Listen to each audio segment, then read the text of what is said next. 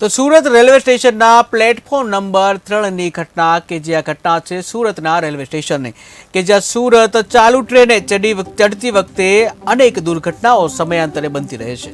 તો રેલવે વિભાગ દ્વારા પણ આ પ્રકારનું પગલું ભરીને પોતાનો જીવ જોખમમાં ન મૂકવા માટે મુસાફરોને અનુરોધ કરવામાં આવે છે। તેમ છતાં મુસાફરો ચાલુ ટ્રેને ચડવાનો પ્રયત્ન કરીને પોતાનો જીવ જોખમમાં મૂકે છે। આવો જ એક કિસ્સો સુરત રેલવે સ્ટેશન પર બન્યો છે કે જો કે ફરજ પરના હાજર જે એએસઆઈ અને મુસાફરોએ વૃદ્ધ દંપતીનો તાત્કાલિક દોડી જઈ અને ખસેડીને તેઓનો જીવ બચાવી લીધો હતો। આ સમગ્ર ઘટના જે ક્રૂટમાર્ક માર્ગ પર જે લાગેલા સીસીટીવી કેમેરામાં કેદ થવા પામ્યા હતા। આ અંગે મળતી વિગતો અનુસાર રેલવે વિભાગના આરપીએફ વેસ્ટર્ન રેલવે દ્વારા આજે એક વિડીયો પોતાના ટ્વિટર ઉપર શેર કરવામાં આવ્યો હતો।